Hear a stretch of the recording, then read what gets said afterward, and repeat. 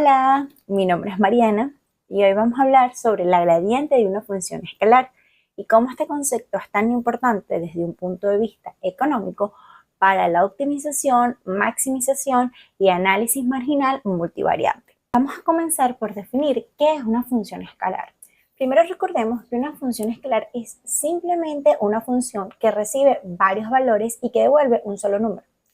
Por ejemplo, una función de producción como esta que tenemos acá, donde esta función depende de K y de L, y tenemos unos exponentes, solo van a devolver un valor, que en este caso sería el nivel de output.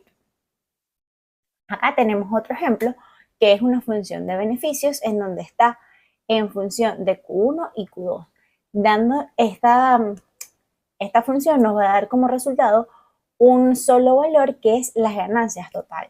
Entonces, en economía utilizamos estas funciones para analizar cómo cambian los resultados cuando cambian los insumos. ¿Qué es el gradiente?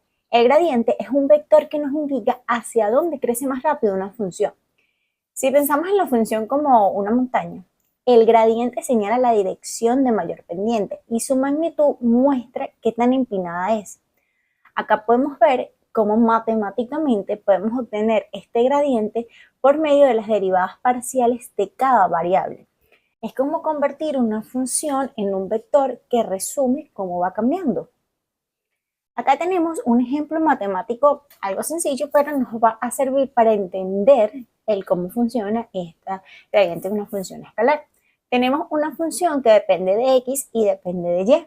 El primer paso es derivar primero esta función respecto a x y luego derivar esta misma función respecto a y. Entonces, el resultado que va a hacer es simplemente la unión de estas dos derivadas parciales, ¿sí? Y esto nos va a decir que primero, cuando aumentamos x, la función cambia proporcionalmente a 6x, y cuando aumentamos y, siempre aumenta 4 unidades. Interpretación económica del gradiente. En economía, el gradiente se va a interpretar como el conjunto de tasas marginales. Entonces, si tenemos, por ejemplo, esta función de producción que está respecto al capital y al trabajo, el gradiente va a ser como resultado el producto marginal del capital y el producto marginal del trabajo. ¿Sí? En una función de utilidad sería el vector de utilidades marginales y en beneficios el vector de beneficios marginales por producto. Vamos a aplicarla a una función de producción coduplas.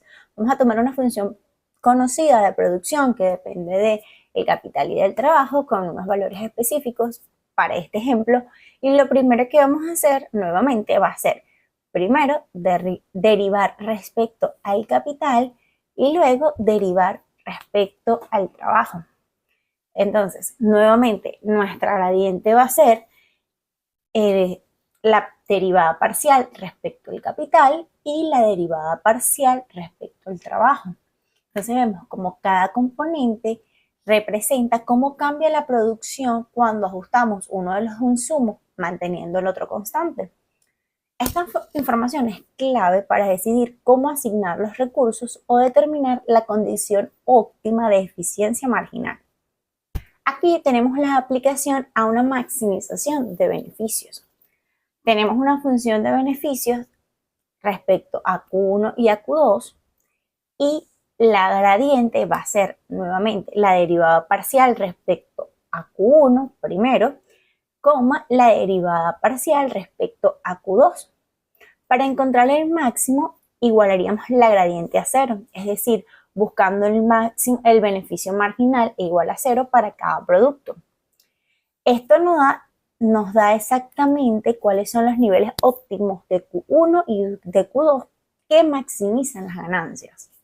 En resumen, la gradiente no es solo una herramienta de cálculo matemático, sino que nos va a permitir colocar los problemas económicos desde una perspectiva de análisis multidimensional desde el punto de vista marginal de cada una de las variables. Bueno, si tienen alguna duda, por favor me lo pueden dejar acá o por el grupito de WhatsApp. Gracias.